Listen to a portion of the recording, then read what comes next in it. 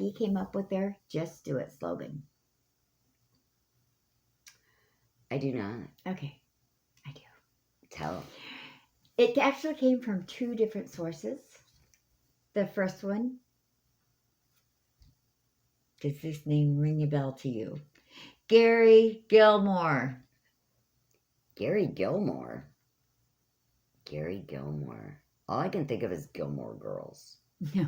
No. Who's Gary Gilmore? He was a convicted murderer. Did he use a sickle? No. Oh, because I was thinking the swoosh. No. Like a sickle. Maybe. No.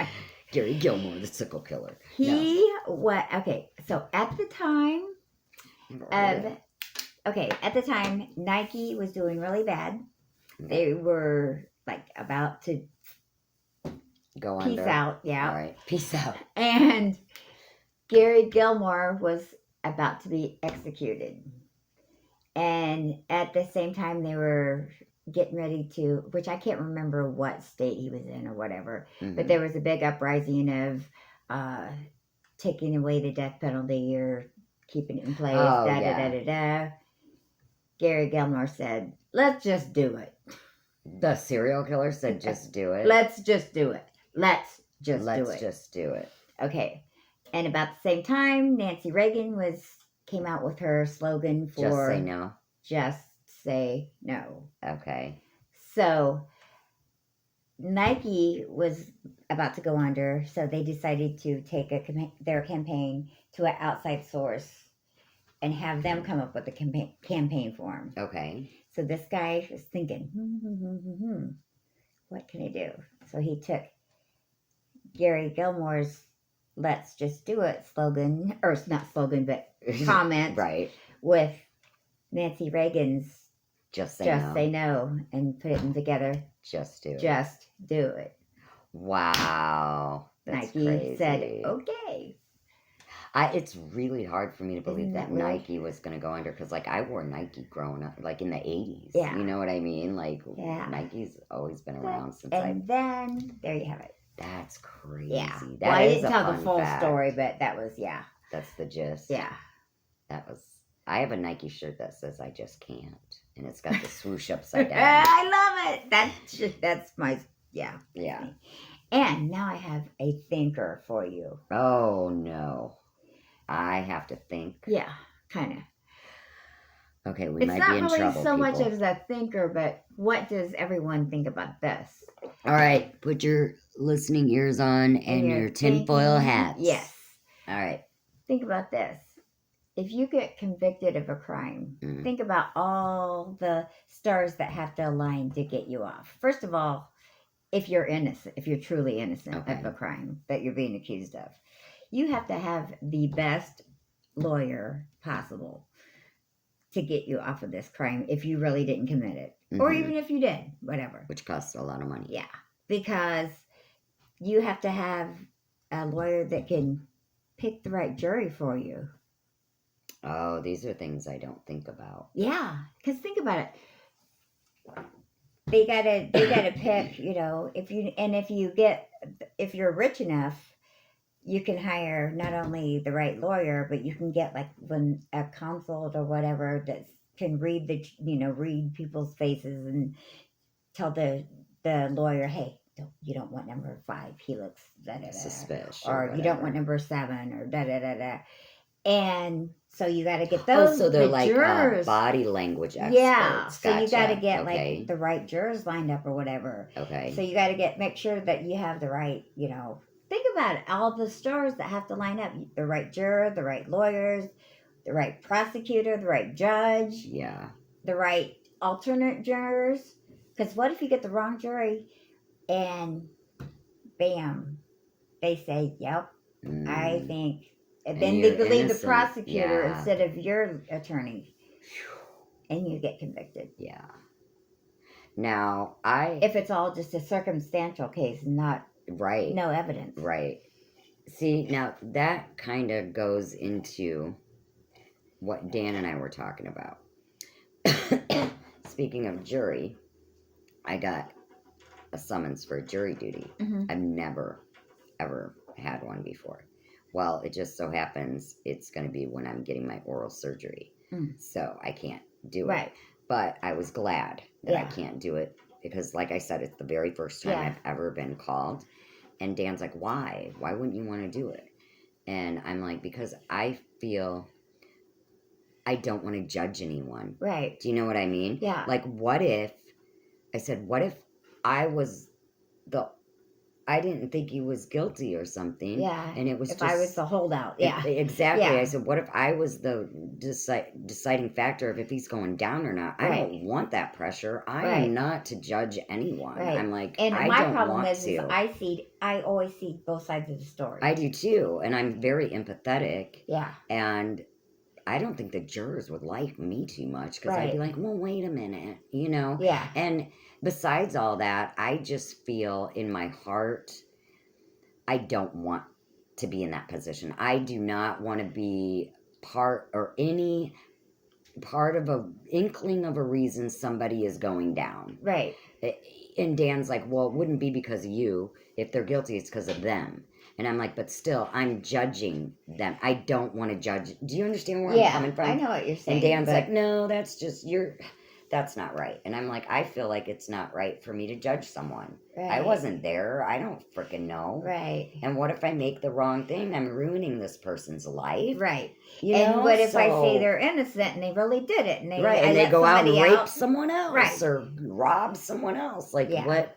I don't want to be put I don't want to make that call. Position. Yes. Exactly. Thank you. Yeah. So I'm very glad that my oral surgery coincides with the jury summons because I called them. I'm like, I have oral surgery. There's no way. And she's like, yeah, just write in. There's a place I wrote on the paper and it says, write your reason and I'll put you back in the pool. Yeah. But I don't ever want to do it because I feel like it's not up to me to judge. And I feel like I've been called twice. Have you ever done it? The first one the first time I just missed a great big huge trial. My friend was called for a murder trial. So that's what this was. I was like, was it like maybe 5-6 years ago? No, this was like 20 years ago. Okay. No, I'm sorry, not that many. Like 15 years ago or something. I'm like, you just missed the deadline. I got called for the first trial, and I'm like, and then the next trial was for the big one. I'm like, that one. Yeah. I didn't want to be on the panel, but I just wanted to be in to hear some of the juicy gossip. Stuff. Yeah, you're into that. I wanted to hear some of the juicy gossip, but then I wanted to be excused. Right. You just wanted to be in the courtroom. Yeah, I'm like, I just want to know what's going down. But I wouldn't have been able to be on the jury because I knew too much about the case. I'd already heard about it. Right. It'd been on the news. Right, so that's a conflict. So it would have been interest. like, if they would have said, do you know anything about the case? I would have said, yeah, the dude got ripped off. He went over and beat the kid with a baseball bat and killed him. What else do you want to know? Then they would have said, oh, well, get out. Yeah, because you already, in your mind, he's guilty. You've already stated that he's guilty and you heard about it. Yeah. But, which is really hard. Like, when they're high profile cases, where do you go? Because now with the information highway, you hear everything from every corner of the world. Exactly. Instantaneously. Yeah. And so, and hasn't heard of it? And even if they sequester you, you got your phone. Exactly. Well, that's what I'm saying. Yeah. Like all the information is instantaneous. Yeah. So how can there be somebody that hasn't heard of it unless you live in the sticks or in a cave? Although I gotta say, I watch the local news and then I watch the world news or whatever. But there are still some stories that I don't know about. Yeah, that's true. Because that's true. I do live under a rock, I guess. I don't know. Well, no, and lately, like especially after the pandemic, and it started with the whole Trump, all that, and then just the news made me sick. Mm-hmm. Do you know what I mean? Like I did not have a good feeling. I was in a bad mood. Yeah. So I cut it out, and I just caught the weather. Yeah. You know what I mean? I just gave myself a break. Yeah. And like, I don't need to, because Dan would be like, I don't want you in a bad mood. I'm changing. We're not watching the news. Because I would get like livid and I'd be like, you people are so stupid. And I would just get so angry. Yeah. And I'm like, what? I have nothing to do with this. Yeah. Nothing I do in life. This has nothing to do with my day to day. I mean, it does, but Yeah. Down the line, it does.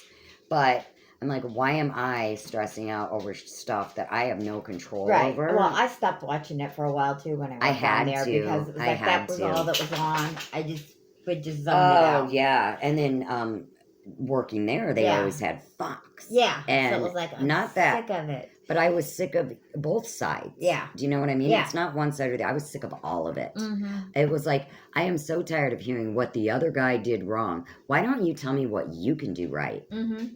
Quit this mudslinging and talking about gossip and this and that. That's not what it's supposed to be. You're supposed to tell us what your qualifications are, not what this a-hole won't do. Yeah. You know what I mean? Like, I just got so sick. It was like being in middle school. That's one thing I hate about election years is I can't stand it. They won't say, hey, this is what I will do for you. It's look what he hasn't done.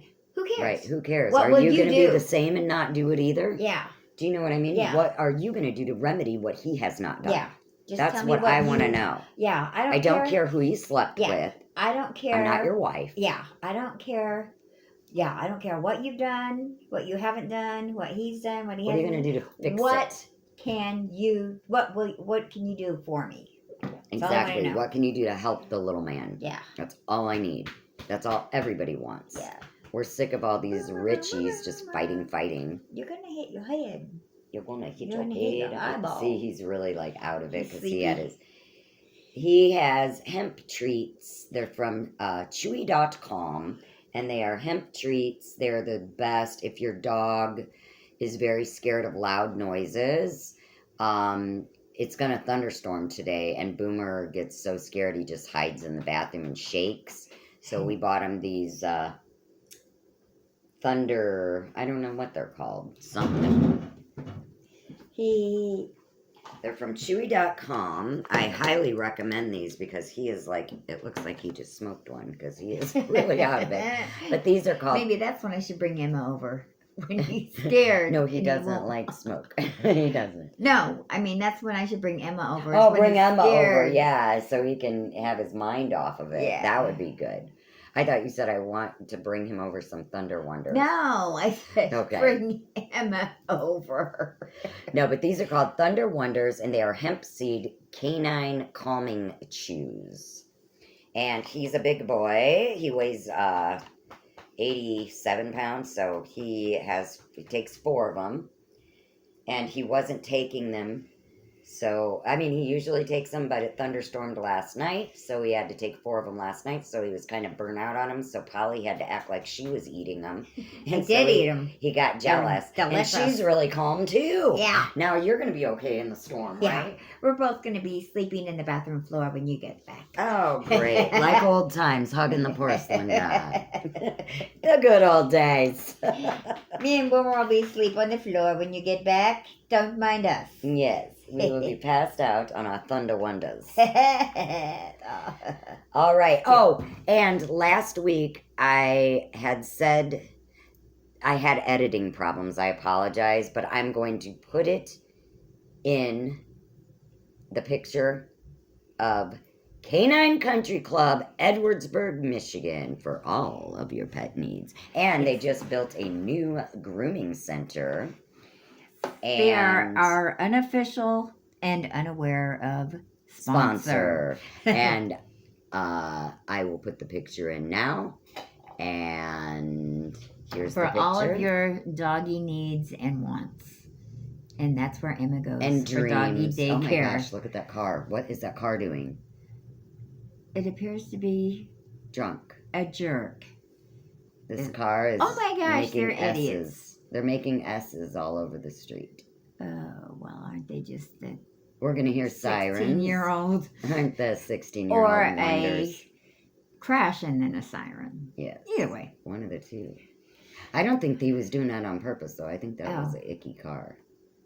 Because it was... Well, there was kind of smoke coming out of it. There was smoke coming. Yeah. All right, I pray for you. I hope you have a safe voyage. Yeah. All right, and I hope you guys have a wonderful week. And stay tuned for Shell Spells. I will be dropping a new one. Yeah, I did drop one on fairies, if you haven't caught that. Thank you, Polly. Thank you very much for that plug. There's a new one on Fairy Magic on Shell Spells. Yes, ma'am. We forgot our kindness corners.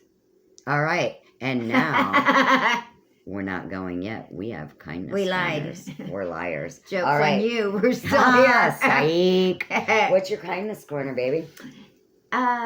My friend who was having problems, some physical problems, and so she said, she talked to God and said, I'm just gonna give it to you because I don't know what it is, and I don't know what to do for it, so I'll give it to you. So in the middle of the night, she said she felt just a couple light taps from inside, not on the skin, and got up the next morning and there was no pain. So that was the God. miraculous work of God. Yep, I have no doubt in my mind. Yep, and then you have one. I have a story. My husband, he's very unlike me. He does not believe in the spiritual realm, really. He believes in the Lord, and angels, but that's about it. He doesn't believe in ghosts. He thinks once you're dead, you're in heaven and you don't come back, and and even if he does believe, he doesn't like to admit he believes. So anyway, he doesn't hardly ever dream.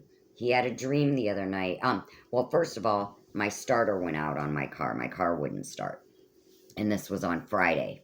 My car wouldn't start. Friday night, my husband, who hardly ever dreams, had a really quick dream right before he woke up in the morning of his father, who has passed away now 7 years ago.